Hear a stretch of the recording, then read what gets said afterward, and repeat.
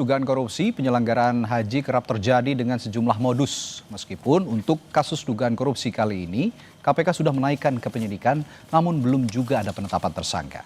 Dan untuk lebih lanjut, saat ini kita akan membahasnya bersama Muhammad Yasin selaku mantan komisioner KPK dan juga ada Boyamin Saiman selaku koordinator MAKI. Selamat malam Bapak-Bapak. Selamat malam. Saya ke Mas Boyamin dulu. Mas Boyamin, ini seperti yang sudah dipaparkan di berita pengantar tadi. Temuan-temuan MAKI itu kan ada beberapa macam ya. Ini saya bacakan lagi. Pembagian haji reguler dan khusus yang tidak sesuai. Lalu pungutan liar calon jemaah haji khusus hingga 75 juta per orang. Dugaan markup, penambahan biaya, catering dan penginapan. Ini temuan-temuannya. Tapi yang ingin saya tanyakan sekarang justru sosoknya yang melakukan penyalahgunaan atau penyelewengan. Siapa saja yang terlibat di sana kalau penelusurannya MAKI? Itu jadi pertanyaan yang sekarang jadi pertanyaan publik kan itu. Ya, mau tidak mau saya harus memberikan istilahnya sabar. Gitu kan. Ya, karena kalau menunjuk orang nanti dikira mendahului KPK. Saya juga salah juga kan itu. Prinsip azas praduga tidak bersalah itu harus kita junjung dan kalau sepil ya bolehlah dikit-dikit kan gitu kan. Karena kalau tidak sepil nanti dikira bukan Boyamin. Tapi pertanyaan saya, orangnya orang sentral di Kementerian Agama pada saat itu? Iyalah, kan dan punya wewenang yang luas. Kan ada dua klaster misalnya, pembuat kebijakan sama pelaksana kegiatan. Apakah ini ada sambung jembatannya, kan gitu? Atau sungai yang tidak ada jembatannya, kan gitu? Seperti proyek jembatan misalnya, bikin jembatan lah ya. Itu bupati menganggarkan sama DPR. Terus kemudian pelaksana pemborong, kan itu. Nah, yang mencuri, yang korupsi itu pemborongnya mencuri semen, maunya sendiri, atau konggang-lingkong dengan kepala daerahnya. Kan itu. Kan itulah tugasnya KPK untuk menyambungkan itu. Apakah di kebijakan dan di pelaksanaan ini ada jembatannya? Nah, jembatannya apa? Konflik kepentingan kan otomatis itu. Dan di situ misalnya ada tambah lagi tentang haji tambahan itu yang reguler pun bisa bermasalah. Karena apa? Yang harusnya mereka antri 30 tahun, mereka bisa berangkat dengan uang 50 juta, padahal harusnya 90 juta kan itu. Karena ada subsidi 40 juta, karena uangnya sudah ngendap di BPKH selama 30 tahun. Nah, tiba-tiba yang reguler tambahan tadi, banyak yang baru, yang belum antri sampai 2 tahun. Kan tidak boleh dia menerima manfaat, harusnya bayar 90. Tapi kenyataannya, ya bayar 50. Diambil dari mana? Nah, dari BPKH. Nah, siapa yang bisa membayar ini? Apakah BPKH ceroboh atau yang dari Kementerian Agama yang memaksa? Nah, itu KPK juga nanti. Maka ketemulah angka 1 triliun itu karena saya hitung gini Mas. Yang dari dugaan pungli itu yang 5.000 aja lah kali 922 karena dipotong oleh petugas haji dan kesehatan. Itu maka ketemulah angka 691 miliar.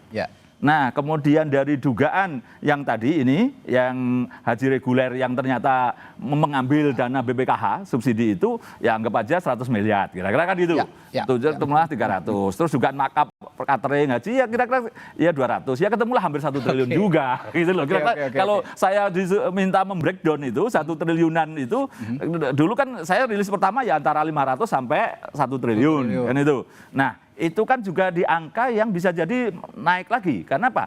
5.000 itu kan minimal.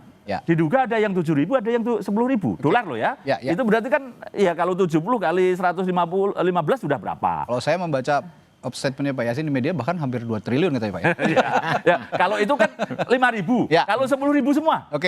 Berapa? Kan itu kan? Kalau gitu saya tanya ke Pak Yasin nih. Ini selain Pak Yasin sebagai mantan ketua KPK, Pak Yasin juga pernah di Kementerian Agama sebagai inspektur jenderal ya pada saat itu ya. Nah, berdasarkan pengalaman Anda Pak di Irjen Kemenak, apa saja sebenarnya kelemahan sistemik yang terjadi, yang memungkinkan terjadinya dugaan korupsi seperti yang terjadi saat ini atau diperkarakan di KPK saat ini? Ya, Bung Adi ya. Ya, Radi Pak. Bung Radi ya. Ya pertama kita apresiasi KPK dulu lah. Pak Boyamin Saiman ya itu. Jadi sudah walk the talk ya, not only talk the talk. Saya kayak inget quote-nya siapa itu. Lanjut Pak.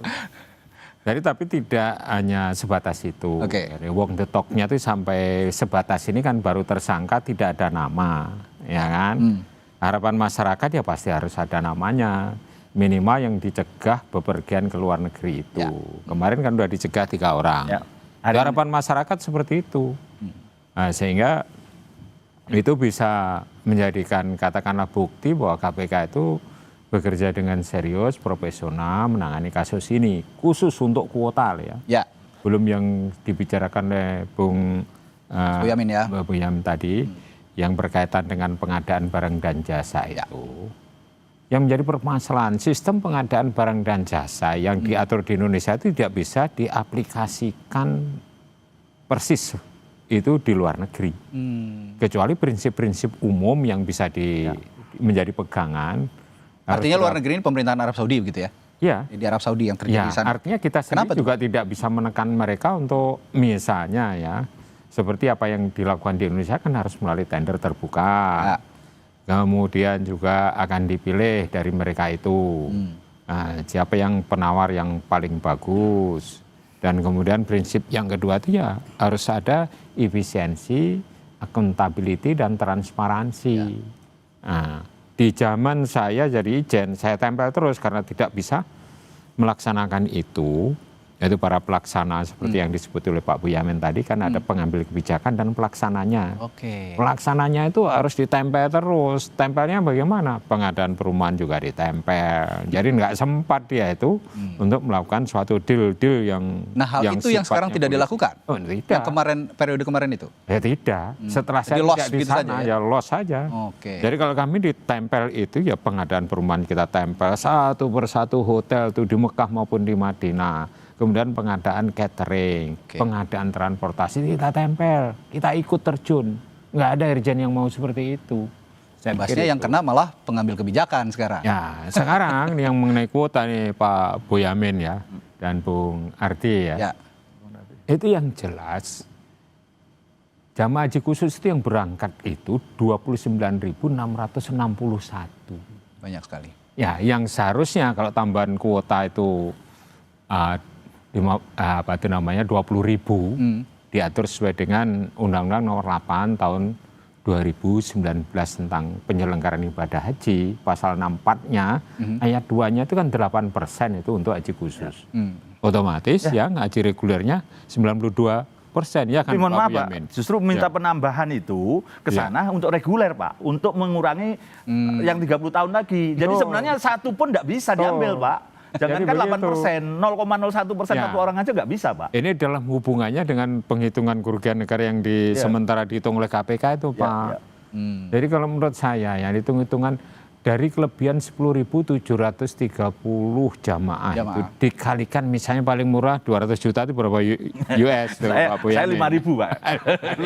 75 juta aja, itu Pak. Sudah 2 triliun 146 juta. Itu luar biasa banyaknya ya. Tapi yang jadi permasalahan bukan kok berapa kerugian negaranya.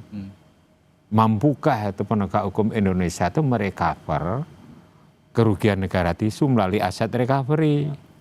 Kan undang-undang penyitaan aset kan belum ada. Jadi pengalaman yang dulu nih IKTP maupun Bank Senturi itu yang kembali ke Indonesia IKTP itu 2,3 triliun.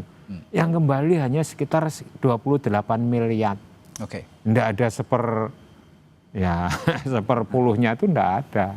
Kita coba lebih rinci lagi, Mas Boyamin. Ke Mas Boyamin nih. Dan kalau Pak Yasin tadi ukurannya 2 triliun bahkan ya kerugiannya. Nah, kalau gitu kita beranjak ke 2 triliunnya versi nanti Pak Yasin dulu. Nanti secara detail BPK akan menghitung yang benar ya.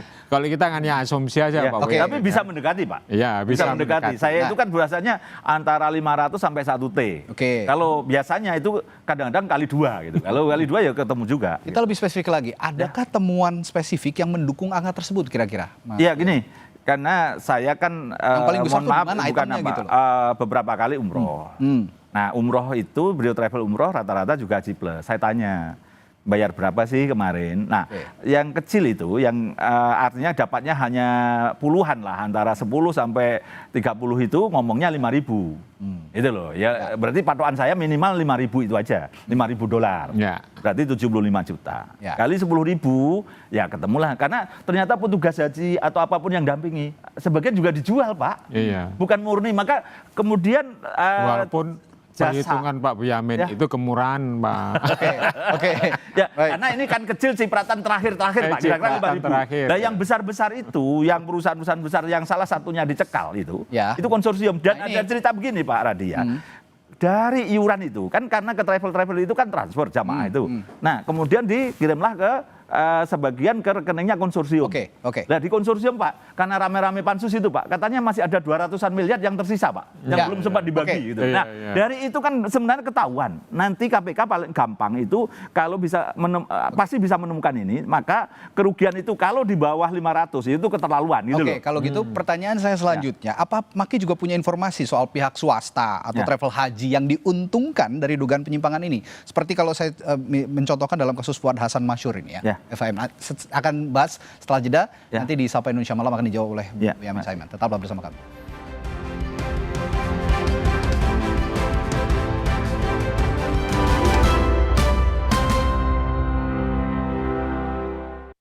Viva, hadiah miliaran. Cek tutup botolnya. Ada uang tunai, handphone, emas, sampai mobil. Cek tutup botol Aku Viva sekarang. Dari Wingsuit. Aku Viva melewati 7 tahap nano purifikasi, menjaga sejuknya kemurnian dari mineral baik dalam setiap tetesnya. Begitu sejuk di tiap teguk. Aku Viva murni alami dari Wingsuit. Torabika cappuccino dulu guys. Kopinya berasa. Tapi nggak pahit ya? Nggak cuma itu. Sekarang gratis sama Maki. Torabika cappuccino tahu aja. Ngopi enaknya sambil ngemil. Beli Torabika cappuccino. Gratis mana Mangkis? Kenapa gigi kita harus kuat, Pak? Gigi kuat itu penting, kayak gigi keluarga kita. Bisa makan apa aja. Pakai Ciptaden Maxi 12 Plus dengan 3 keunggulan baru, cegah gigi berlubang. Active Fluoride, Enamelok plus antibakteria. Gigi 12 kali lebih kuat, gusi sehat, rongga mulut, terlindung dari bakteri, penyebab gigi berlubang. Cing cing. Ciptaden Maxi 12 Plus, gigi kuat, gigi... Ya, sebelum jeda tadi saya bertanya ke Bung Boyamin. Ini kita langsung aja nih ya, mengulik nama-nama yang diduga terlibat dan akhirnya dicekal nih belakangan oleh KPK. Termasuk pertanyaan saya yang berkaitan soal itu, apakah Maki juga punya informasi mengenai pihak swasta atau travel haji yang diuntungkan dalam dugaan ini, termasuk juga penyelenggara negara yang diuntungkan dalam perkara ini? Ada yang saya katakan tadi, kan yang kecil-kecil dapatlah 15 kuota, 20 kuota, 2 orang loh ya, itu yang 5.000 tadi.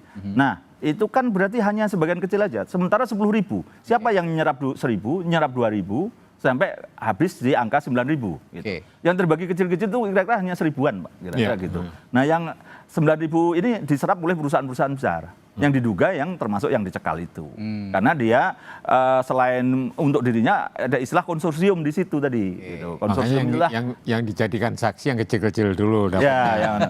Terus misalnya begini, kalau bicara ini, saya itu kan mendapatkan ini Mas, ini yang ada stempelnya begini yang saya serahkan kemarin kepada KPK. Ya surat keputusan yang Menteri Agama yang harusnya itu bicara undang-undang di itu mengatakan harusnya peraturan Menteri Agama. Kalau peraturan Menteri Agama itu kan ada verifikasi ke Menteri Hukum HAM. Melanggar atau enggak baru ditayang lembaga negara. Ya, melanggar undang-undang ya. Ya, enggak boleh, enggak bisa boleh. Maka ini kok surat keputusan. Kalau surat keputusan ini memang tidak perlu ditayang lembaga negara. Ini kan namanya sudah level saya loh. Cara orang Solo ini ngakali ini. Gitu. Nah, siapa yang tanda tangan di sini? Ya kan Menteri. Gitu loh, meskipun saya tidak pernah nuduh Menteri Yakut, tapi apapun ini ada jejak begini. Jangan kan yang sudah ditanda tangan stempel. Yang masih parap aja saya udah punya.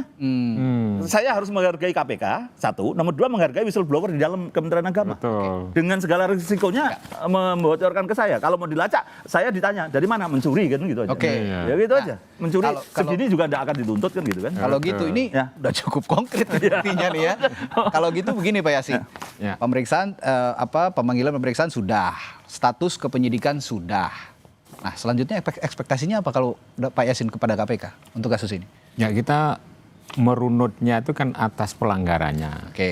Kan harus diurut dari seseorang melanggar aturan, merugikan keuangan negara, apalagi merugikan jamaah ini yang seharusnya dia berangkat ini kan tidak ternilai harganya, tidak hanya sekitar 200 masalah ibadah triliun. dikorupsi gitu ya? Iya, betul.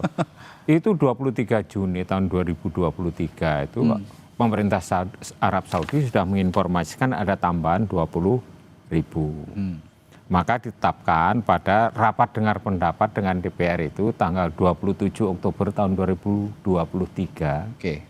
Itu adalah 2021 ditambah 20.000. Kan 241.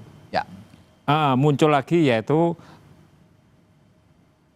peraturan Menteri Agama itu nomor 1005 yang apa isinya di situ diturunkan lagi yaitu 221 seakan-akan tidak ada tambahan 20.000 itu yang sudah dideklar pada waktu tanggal 27 Oktober itu bersama-sama dengan Komisi 8 DPR.